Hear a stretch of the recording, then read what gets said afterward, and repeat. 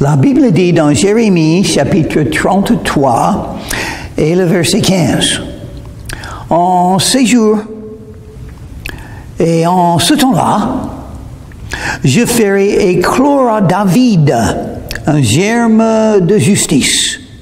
Il pratiquera la justice et l'équité dans le pays. » Prions. Merci Seigneur pour ta parole. Merci pour tes promesses. Merci que tu connais tout et tu as un dessein. Que ta volonté se fasse, que nous puissions croître dans la foi, avoir beaucoup de confiance en toi parce que tu nous aimes et tu vas le faire. Dans ton nom, je te prie, Jésus. Amen. En ces jours et en ce temps-là, donc Dieu parle de l'avenir encore. Il parle de son dessein pour Jérusalem et Israël. Il va beaucoup bénir. Ils ne seront pas détruits à la fin.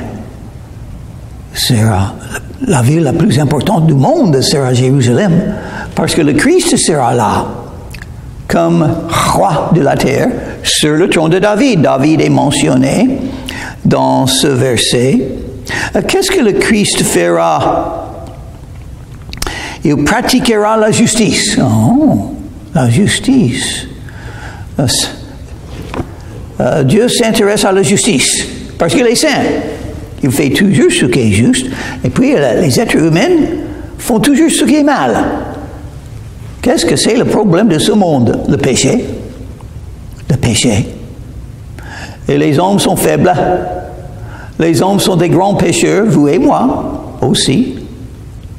Tous ont péché et sont privés de la gloire de Dieu. Dieu voit tout ça. Il a décidé de changer. Il va changer ce problème. Il va établir la justice sur la terre. Et qui va le faire? Jésus. Il a dit, un germe, à David, un germe de justice. Une semence. Dans le lignage de David. Un fils de David.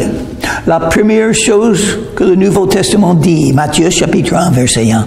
Le livre de la génération de Jésus-Christ, fils de David. Oui, c'est lui le semence. Le Messie. Celui qui a été promis. Il va le faire. Il va le faire avec justice. Il va faire ce qui est juste. Heureusement, moi, je suis pardonné de tous mes péchés par Jésus. Donc, ce n'est pas moi qui va faire toute la justice. J'ai déjà beaucoup péché dans ma vie. Et vous non plus. Non, c'est Jésus. C'est Jésus qui le fera. Qu'est-ce que c'est la volonté de Dieu pour vous et moi? Faire ce qui est juste. Une des armes spirituelles, c'est quoi? La cuirasse de la justice. Pour vaincre le diable, il faut faire le bien. Le diable veut qu'on fasse le mal. C'est lui qui a tenté Adam et Ève dans le jardin d'Éden. Dans le jardin, il a tenté. Et qu'est-ce qu'ils avaient, Adam et Ève? Un seul commandement. C'est tout, un seul. Nous avons des centaines, des milliers, c'est pas beaucoup. Nous avons l'exemple de la vie de Jésus. Donc, il y a beaucoup de choses qu'on doit faire selon l'amour. Mais nous sommes souvent centrés sur soi. On y oublie facilement que Jésus mérite tout. Tous nos pensées, tous nos rêves, toutes nos actions, toutes nos œuvres, tout notre argent appartiennent à Jésus. Il est mort pour nous. Il faut le servir. Ce qui est étonnant, on va le servir, il va nous bénir. On ne mérite rien, mais il va le faire quand même.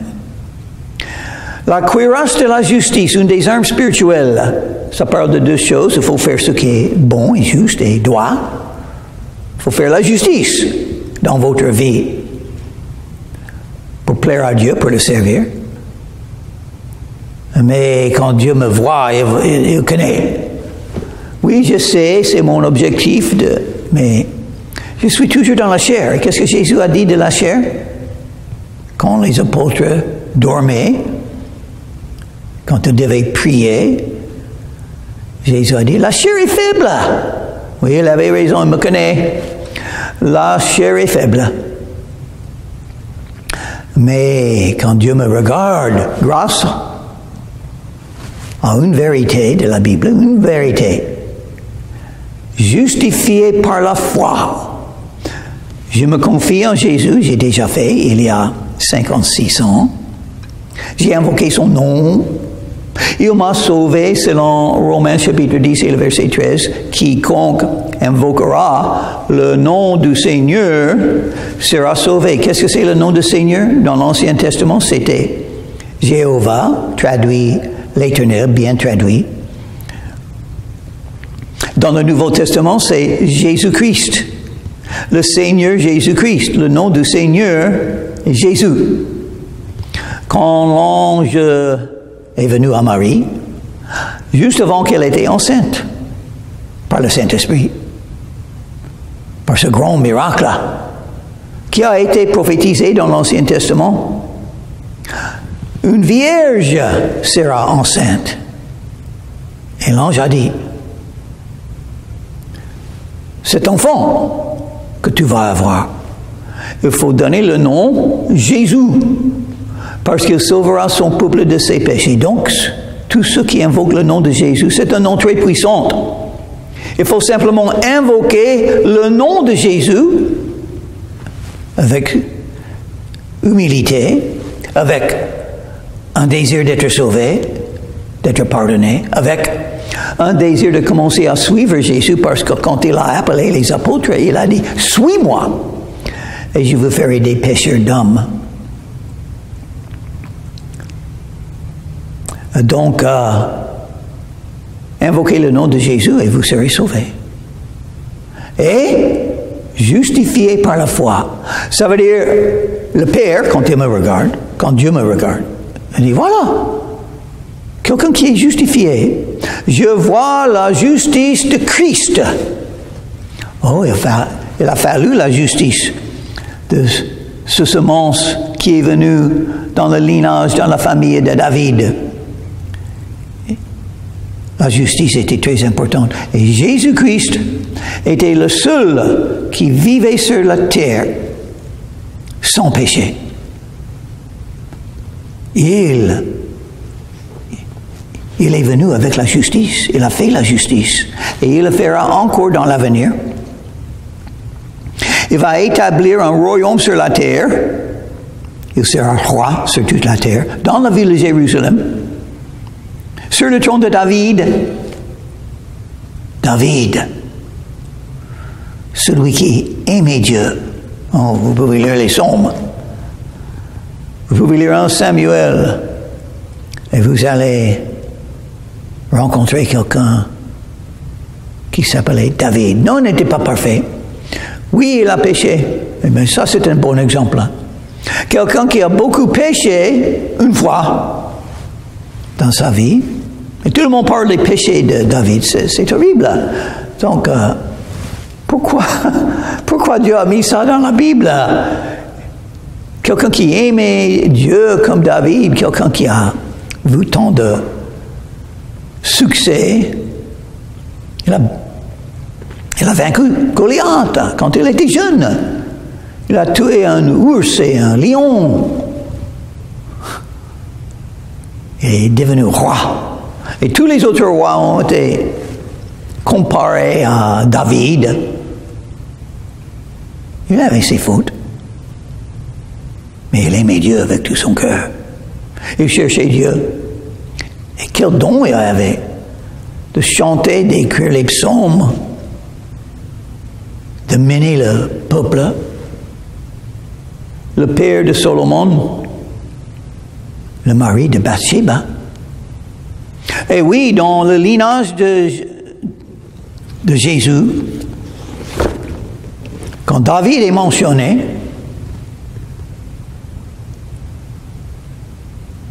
son épouse qui est mentionnée, elle avait 7 femmes. 7. Bathsheba était une des femmes. Mais la seule qui est mentionnée dans le lignage de Jésus-Christ, c'est Bathsheba. Intéressant. Oh, parce que Dieu pardonne. Il change le mal dans le bien. Et il fera pour nous aussi. Oh, c'est étonnant de suivre Dieu. Les choses qu'il peut faire, les choses qu'il va faire dans nos vies pour glorifier son nom. Parce qu'au jugement, quand tout est dit de votre vie et de la mienne, on verra ce que Jésus a fait. Pas ce que nous avons fait. Oui, nous avons le privilège, l'honneur d'être utilisés par Jésus. Mais on dira, c'est par la grâce de Dieu que ça a été fait. La grâce de Jésus-Christ. Et qu'est-ce que c'est la grâce? Dieu donne ce qu'on ne mérite pas. Dieu donne ce qu'on ne mérite pas. Ouvrir ma bouche et parler de Jésus. Parler de la parole de Dieu. Parler de l'avenir éternel. Parler de la justice que Dieu nous donnera. Il pratiquera la justice, verset 15 dit. Lui, pas moi, pas vous, Jésus. Donc, la cuirasse de la justice, c'est la justice de Jésus. C'est pas ma justice. C'est pas la vôtre. C'est la justice de Jésus. Il est le champion. Il est le maître. Il a gagné. Il a vaincu. Il a pratiqué la justice. Oh, c'est bien. Et l'équité dans le pays, l'équité. J'aime le mot l'équité. À mon avis, ça vient de l'idée d'égalité. Il y a beaucoup de gens qui préjugent les autres. Selon leur peau, selon leurs vêtements, selon leur argent, selon leurs dons ou manque de dons, ils jugent les autres. Une fois, une dame a dit à moi, « Hey, celui-là, il ne parle pas en langue. Mais c'est pas mon don. Peut-être, je ne suis pas moins que les autres parce que je ne parle pas en langue. Et même, ça ne m'intéresse pas. Je voudrais dire des choses que les gens puissent comprendre.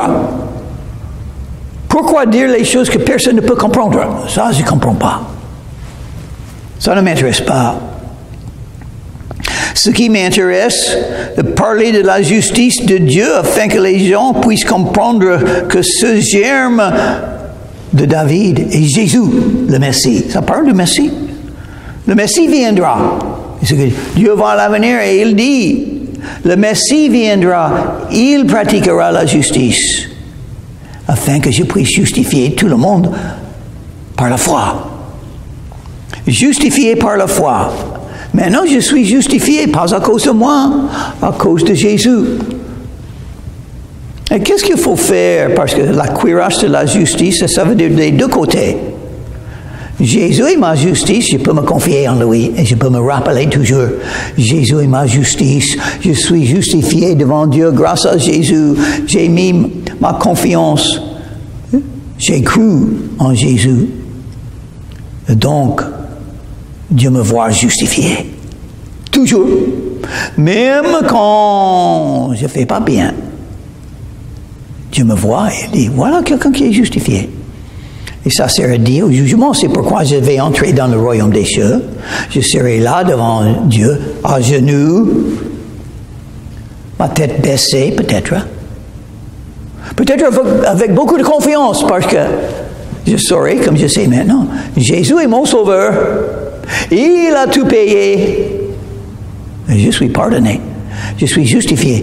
Et le Père va dire, et Jésus va dire, je te connais. Tu es justifié avec ma justice.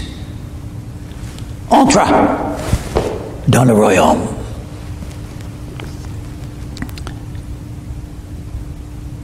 Verset 16, en ces jours-là, Judas sera sauvé.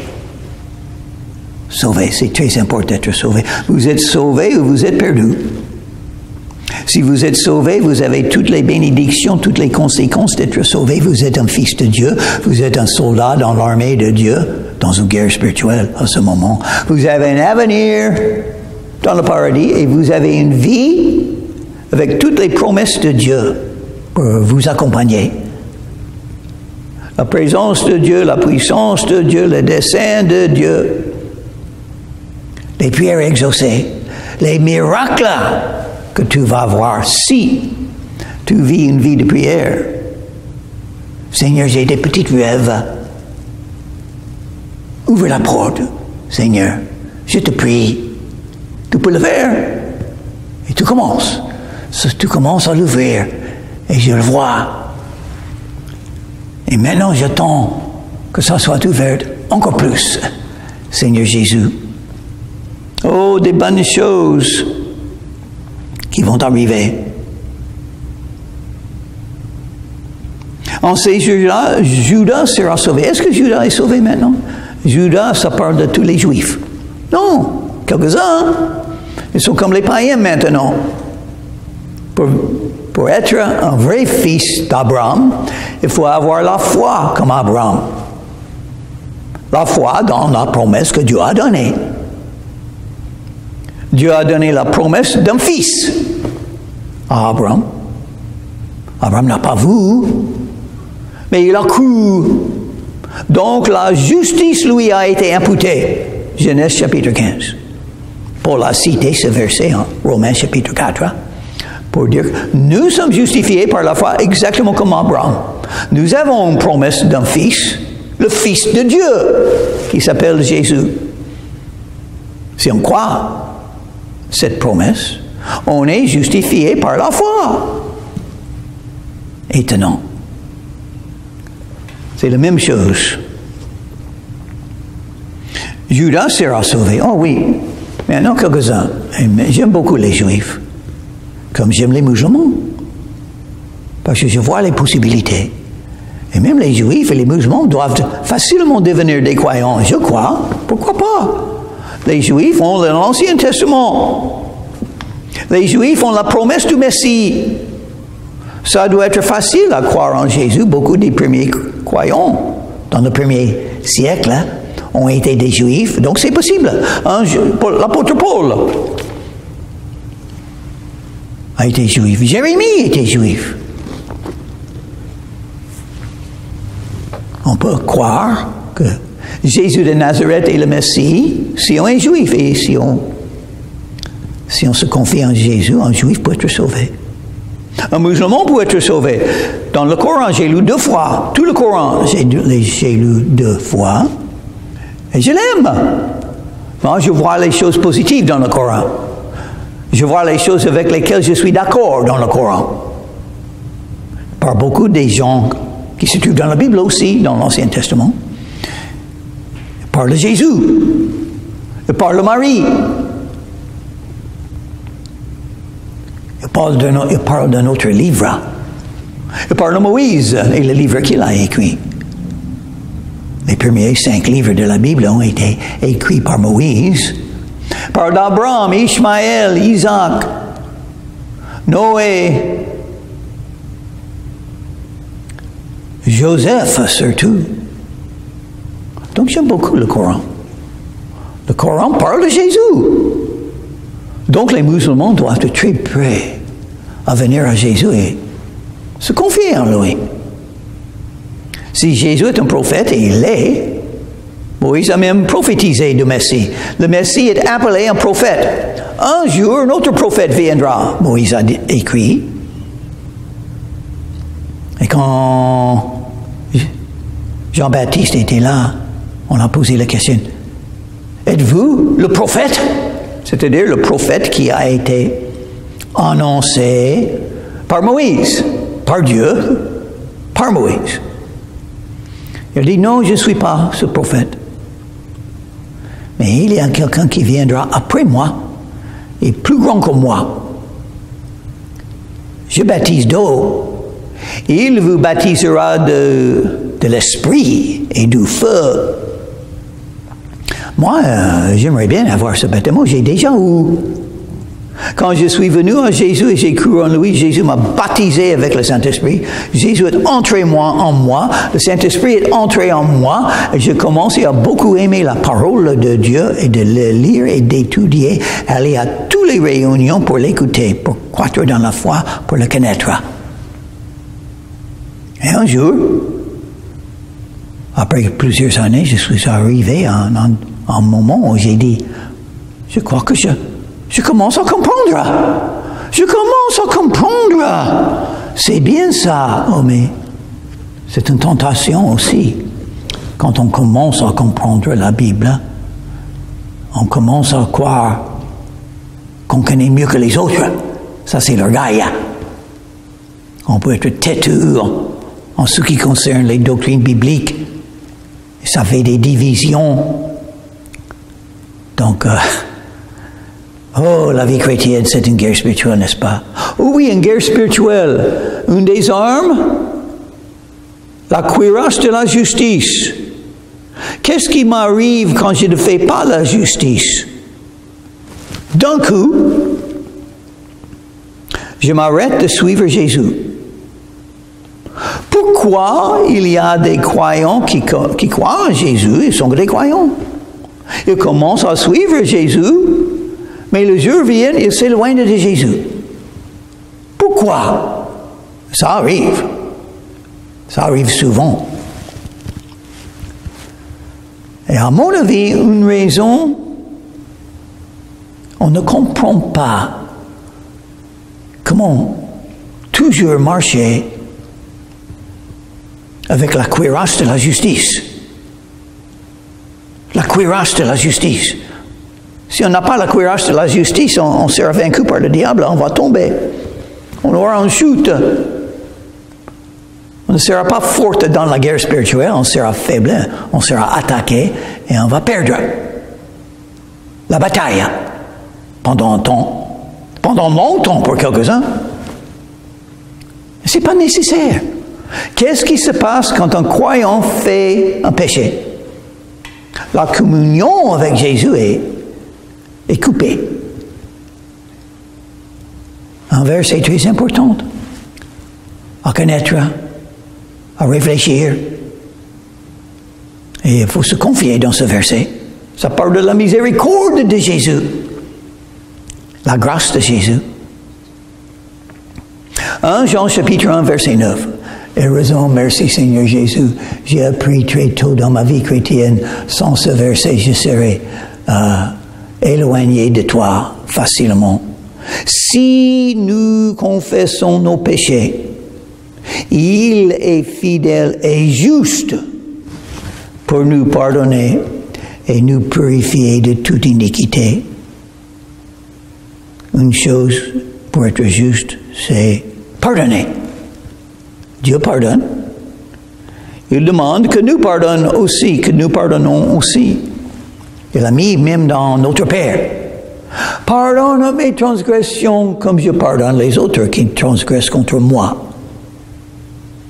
Pardonne-moi mes fautes comme je pardonne les autres. C'est très important de pardonner.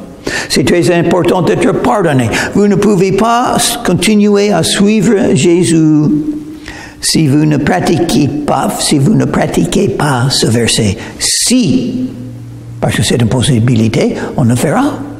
Il faut confesser les péchés. Si vous ne confessez pas, vous ne serez pas pardonné.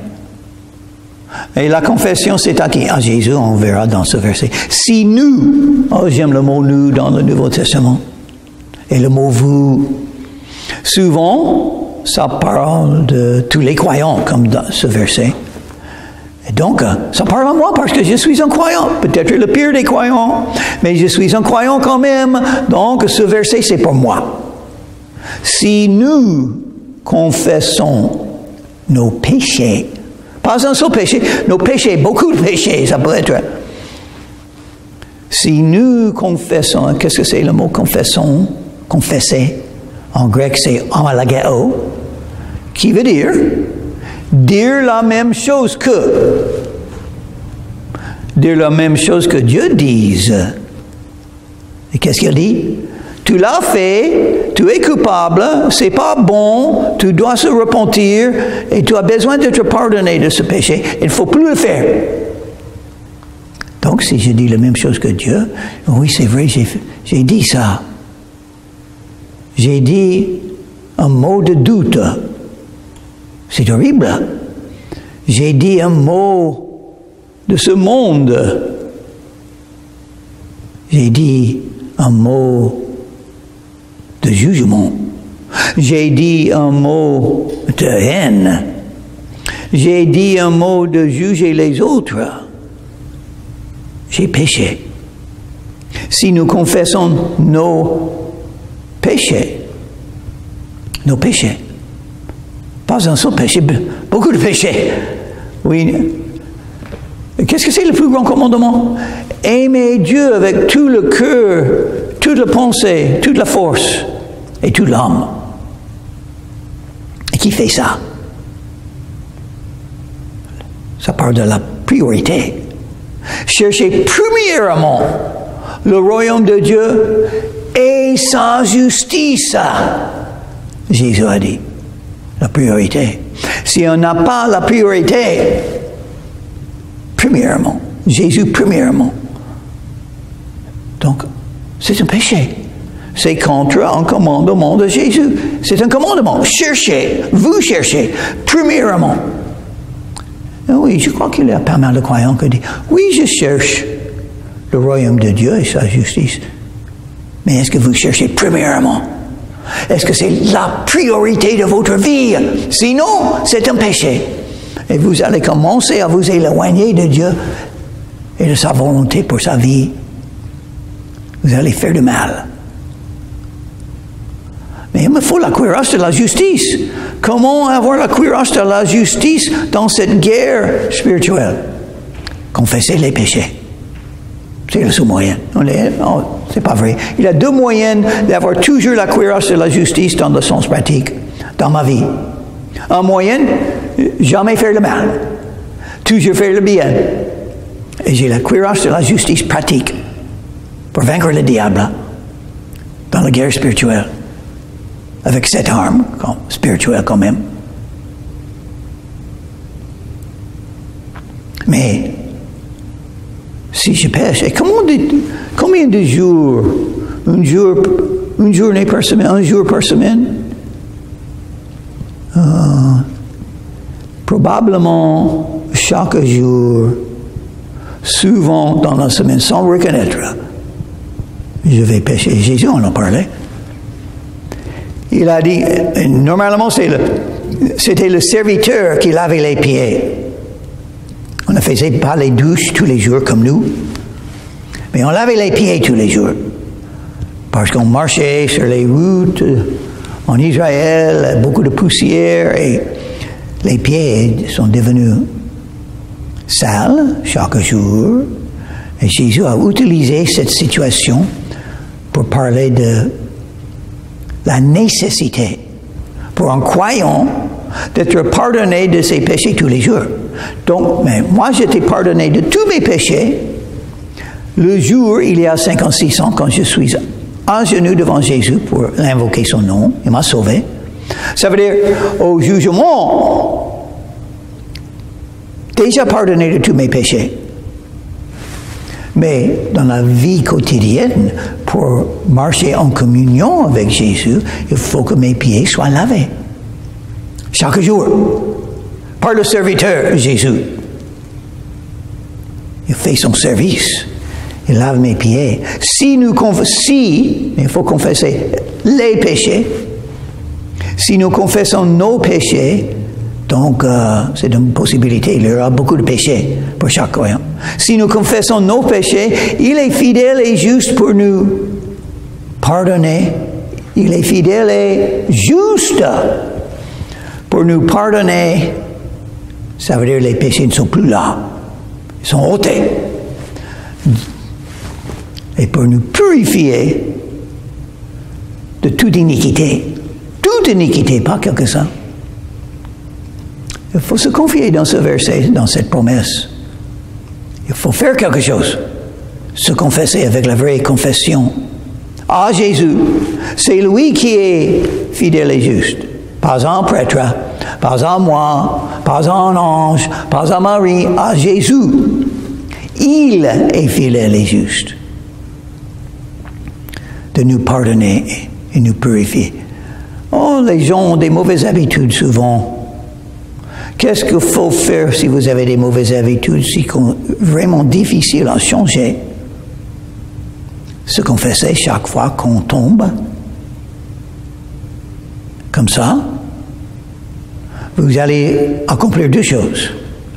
Vous allez continuer à marcher avec Jésus et vous allez vers un moment quand cette habitude sera vaincue, vous ne ferez plus parce que chaque fois que vous confessez, il faut avoir l'attitude, je ne vais plus faire ça. Je ne vais plus faire ça. Oui, c'est possible que vous serez comme Pierre quand il a osé dire, je mourrai avec toi, Seigneur Jésus. Est-ce qu'il a fait? Non. Non, il n'a pas fait. Il a renié Jésus 3 fois. Combien de temps est-ce que vous avez failli dans une journée? 3? Plus que 3 probablement. Non, il faut se confier dans la miséricorde de Jésus. Il faut se confesser comme ça. La cuirasse de justice est toujours dans un sens pratique. Donc on a deux choses. Jésus est ma justice. Je suis justifié par la foi, Dieu m'aime. Et si j'ai fait du mal, je vais demander à Jésus, il va me pardonner tout de suite. Il est le champion à pardonner. Il pardonne toujours. Est-ce que Dieu exauce les prières? Oh oui, bien sûr. Et une prière, il exauce. Ça, je suis certain. Toujours, toujours, toujours, la prière qui dit, pardonne-moi, Jésus. Et vous serez pardonné. Et vous allez continuer à marcher avec Jésus. Ce qui arrive à quelques croyants, ils s'arrêtent de se confesser, de se juger, de s'examiner, de dire, aïe, aïe, aïe, ce que j'ai fait, c'était un péché. J'ai regardé quelque chose sur l'Internet, c'est un péché de laisser quelque chose comme ça, laisser mes yeux voir quelque chose comme ça. J'ai regardé. Oh, c'est joli. Elle est jolie, oui, mais je dois être consacré à Dieu. Tous nous, les femmes, tous nous, c'est pas la volonté de Dieu, c'est un péché alors de regarder. Dieu a mis les vêtements sur Adam et Ève quand ils sont sortis du jardin. Ça nous enseigne. Il faut des vêtements. Pas tous nous. Pas moitié nous non plus. La confession. 1 Jean chapitre 1 verset 9. Oh merci. Sans ce verset, je ne pourrais pas toujours suivre Jésus. Mais grâce au fait que Jésus lave mes pieds chaque jour, même, et peut-être c'est possible que je suis le pire des croyants, je continue à le suivre parce qu'il pardonne mes péchés tous les jours. Prions. Merci Seigneur Jésus que tu es miséricordieux. Aide-nous à faire mieux, à faire la justice, à éviter la tentation, à te suivre, à t'obéir, à t'aimer avec les priorités qu'il nous faut. 3. Premièrement, aide-nous Seigneur Jésus. Dans ton nom je te prie. Amen.